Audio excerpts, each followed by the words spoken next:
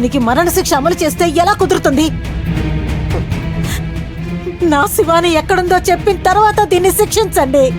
నా బిడ్డలు శ్రీహరి, సోమయ్య, మరి వాళ్ళ సంగతి ఏమిటి? తన బారి నుంచి ముందు మా పిల్లల్ని విడిపించండి, ఆ తర్వాత దీన్ని చంపేయండి. పాటిల్ గారు, సఖుకి మరణశిక్ష విధిస్తే నా పిల్లలిద్దరూ ఎక్కడున్నారో ఎలా తెలుస్తుంది? చెప్పండి. మా పిల్లల జాడ మాకు తెలిసేంత వరకు ఈ హంతకురాలి ప్రాణాలతో ఉంచండి. చెప్పవే మంత్రగత్తె, నా శివాని ఎక్కడుంది? మర్యాదగా చెప్పు. చెప్పు చెప్పు మంత్రగత్తె, నా శివాని ఎక్కడుందో మర్యాదగా చెప్పు. చెప్పవే, ఎక్కడుందో మర్యాదగా చెప్పు.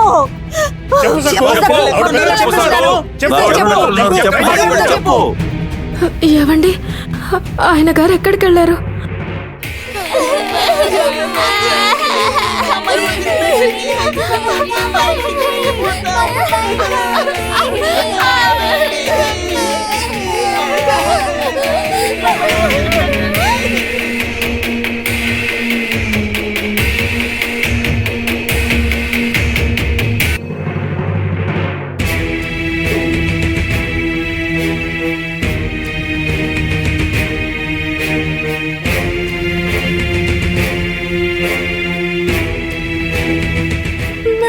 వదిలేయండి, మిమ్మల్ని బ్రతిమలాడతాను.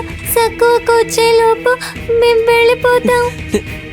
అవునవును, సక్కువ రాక ముందే మమ్మల్ని వదిలేయండి. చింతకాయలు, నేరేడుకాయలు ఇస్తాను. లేదు లేదు, నేను మిమ్మల్ని అలా వదలలేను. వదిలితే సక్కు నన్ను కొడుతుంది.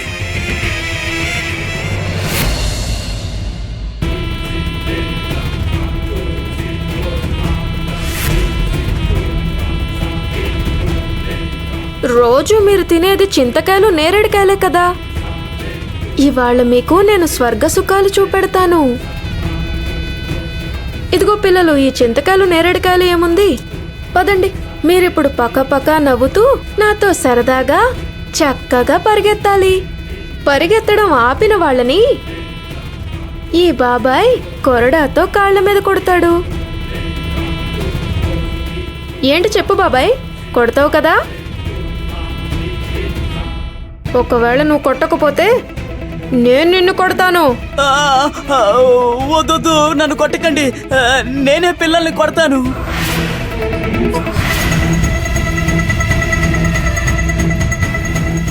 సరే మరి, పరిగెత్తడానికి సిద్ధం కండి. పరిగెత్తండి.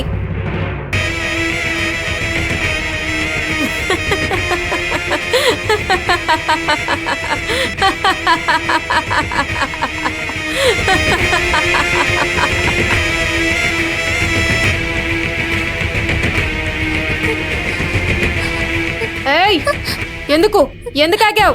ఎందుకు ఆగావు? చెక్కల గింతలు పెట్టనా? వద్దు సక్కువక, నీ చేతి గోళ్ళు గుచ్చుకుంటాయి. ఇదిగో శివాని, పక్క నవ్వుతూ పరిగెత్తు. నాకు నవ్వు రావట్లేదు. మా అందరినీ ఇక్కడికి తీసుకొచ్చి బంధించి ఎందుకు ఇలా హింసిస్తున్నావు సక్కువక్క? ఇంతకు ముందు ఎంత ప్రేమగా మాతో ఆడుకునేదానివి. ఇప్పుడు నేను చూస్తే మా అందరికీ భయం వేస్తోంది.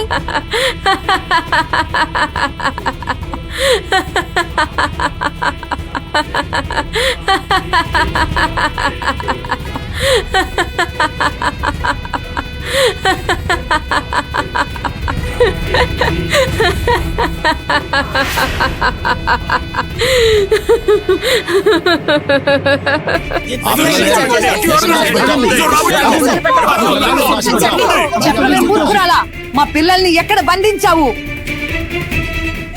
జవాబు చెప్పకుండా ఎందుకు నోరు మూసుకున్నావు? నా పిల్లలిద్దరు ఎక్కడున్నారో చెప్పేంత వరకు సఖుని వదిలిపెట్టకండి. వాళ్ళ అన్నం పుణ్యం తెలియని పసిపిల్లలే. దయలేదా నీకు మంత్రగత్తె? నువ్వు అపార్థం చేసుకుంటున్నావు జనాక.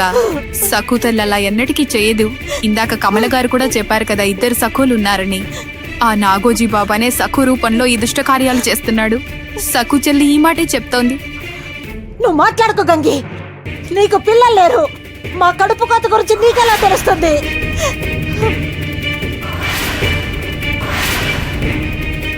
ఆయన గారు ఎక్కడికి వెళ్ళారో కనిపించట్లేదు. ఇందక్కడి వరకు ఇక్కడే ఉన్నారు కదా. ఇలాంటి పరిస్థితుల్లో ఆయన నన్ను వదిలి ఎక్కడికి వెళ్ళారు?